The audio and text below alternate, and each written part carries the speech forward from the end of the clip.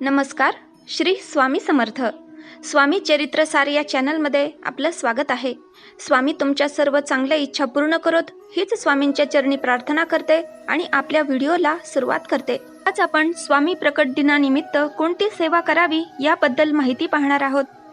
तर बुधवार दिनांक 10 एप्रिल 2024 रोजी स्वामी समर्थ महाराजांचा प्रकट दिन साजरा होणार आहे व स्वामी भक्तांसाठी हा खूपच मोठा दिवस आहे. स्वामी प्रगट दिनानिमित्त बरेच जण 21 दिवस आधीपासूनच स्वामी चरित्र सारामृताच्या पारायणाला सुरुवात करतात किंवा स्वामींच्या वेगवेगळ्या सेवा करू लागतात.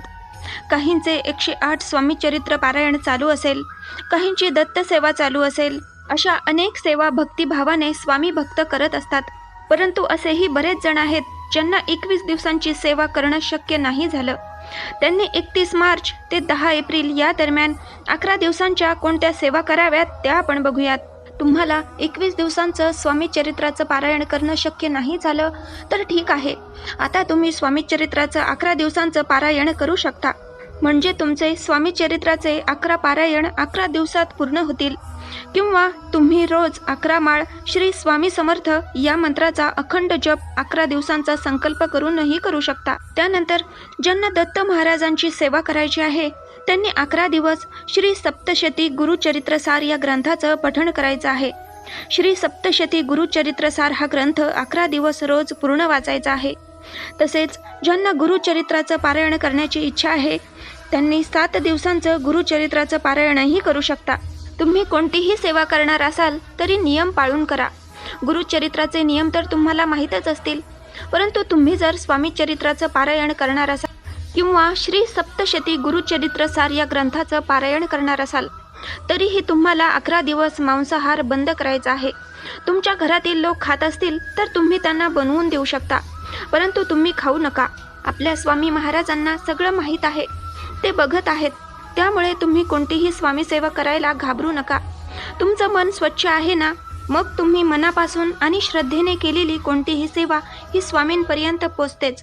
आणि भक्ताच्या एका हाकेला धावून येणारे असे आपले स्वामी आहेत. त्यामुळे कुठलाच किंतु परंतु मनात न आणता स्वामी सेवा सुरू करा. त्यानंतर गुरुचरित्र हा खूप मोठा ग्रंथ आहे, त्याचे नियमसुद्धा असतात.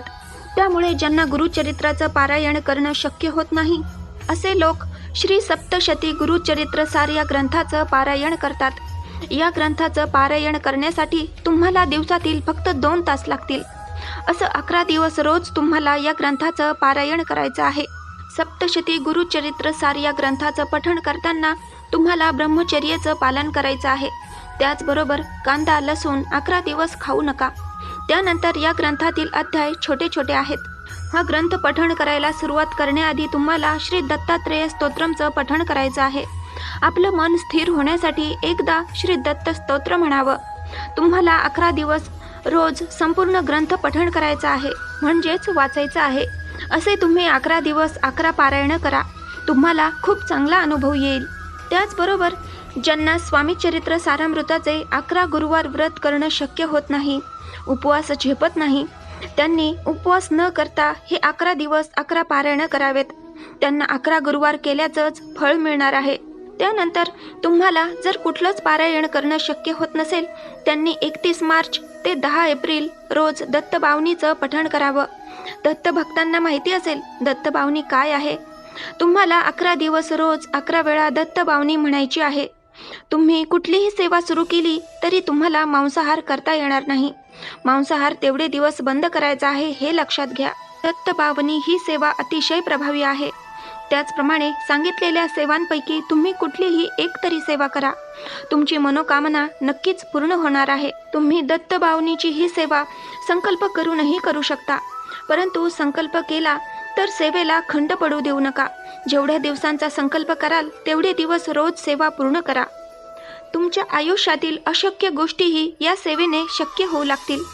त्यानंतर तुमच्या आयुष्यात जर खूप जास्त दुःख असेल, तुम्ही रोज तिळतिळ तुटत असाल, रडत असाल, खूप काही करून बघितलं पण यश मिळतच नाही, एवढे पराकोटीचे प्रॉब्लेम्स आहेत की त्यातून बाहेर कसं पडावं हेच कळत नसेल, तर अशांनी घोर कष्टोद्धारण स्तोत्राचं 11 दिवस 11 वेळा पठण करावं.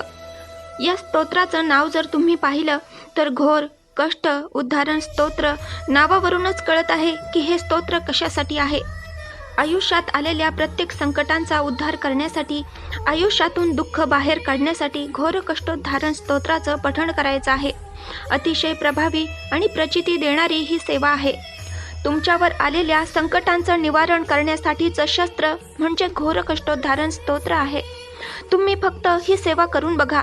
तुमच्याही आयुष्यात खूप चांगले बदल झालेले तुम्हाला दिसतील. बऱ्याच लोकांच्या आयुष्यात खूप मोठे मोठे संकट असतात. संकट आहेत म्हणून फक्त रडत बसू नका. स्वामींवर, दत्त महाराजांवर विश्वास ठेवा आणि घोर कष्टोद्धारण स्तोत्राचं पठण करा. तुम्हाला तुमच्या संकटातून बाहेर पडण्याचा मार्ग सापडेल. कोणतीही सेवा करताना विश्वासाने करा. विश्वास ठेवा की स्वामीच आपल्याला यातून बाहेर काढतील. स्वामीच आपले तारणहार आहेत. घोर कष्टोद्धारण स्तोत्र खूप छोटं आहे. तुम्हाला फक्त रोज 11 वेळा म्हणायचं आहे. तुम्हाला ही सेवा करण्यासाठी फक्त 15 मिनिटं लागणार आहेत. तुमच्या प्रॉब्लेम्स पुढे 15 मिनिटे काहीच नाही. त्यामुळे तुम्हाला सांगितलेली जी कोणती सेवा करायला जमेल, शक्य होईल ती करा. तुम्ही स्वामी चरित्राचं पारायण करा किंवा श्री सप्तशती गुरुचरित्रसार या ग्रंथाचं पारायण करा. तुम्हाला शक्य होत असेल आणि तुमची इच्छा असेल तर तुम्ही गुरुचरित्राचं पारायणही करू शकता. तुम्हाला एवढा वेळ मिळत नसेल तर रोज 11 माळ श्री स्वामी समर्थ या मंत्राचा जप करा. 11 वेळा दत्त पावनी म्हणा किंवा रोज 11 वेळा घोर कष्टोद्धारण स्तोत्र म्हणा. यातील कुठलीही सेवा केली तरीही तुमच्या आयुष्याचं सोनं झाल्याशिवाय राहणार नाही. ज्यांना 21 दिवस सेवा करणं नाही शक्य झालं त्यांनी 11 दिवसांच्या या सेवा नक्की कराव्यात. शेवटी अध्यात्म हे आपल्याला मोक्ष देण्याचा एक मार्ग आहे. आपण संसारिक माणसं आहोत. आपण आपल्या अडचणी देवापुढे सांगत असतो आणि जो श्रद्धेने, विश्वासाने सेवा करतो त्याच्या मनातील इच्छा या भगवंत पूर्ण करतातच. आपलं काम फक्त सेवा करणं आहे. बाकी स्वामी सर्व काही जाणतातच. आपल्या मनीचा भाव स्वामी ओळखतात. जे आपल्यासाठी योग्य आहे तेच स्वामी आपल्याला देतात. त्यामुळे सर्वांनी सेवा करूया, सेवेकरी होऊया. व्हिडिओच्या शेवटी घोर कष्टोद्धारण स्तोत्र दिलेलं आहे. ते बघूनही तुम्ही स्तोत्र म्हणू शकता. माहिती आवडली असेल तर लाईक करा, शेअर करा, सबस्क्राईब करा, जेणेकरून माझे पुढचे सर्व व्हिडिओ तुमच्यापर्यंत सर्वात आधी पोहोचतील. चला तर मग भेटूयात पुढच्या व्हिडिओमध्ये. तोपर्यंत श्री स्वामी समर्थ. जय जय स्वामी समर्थ.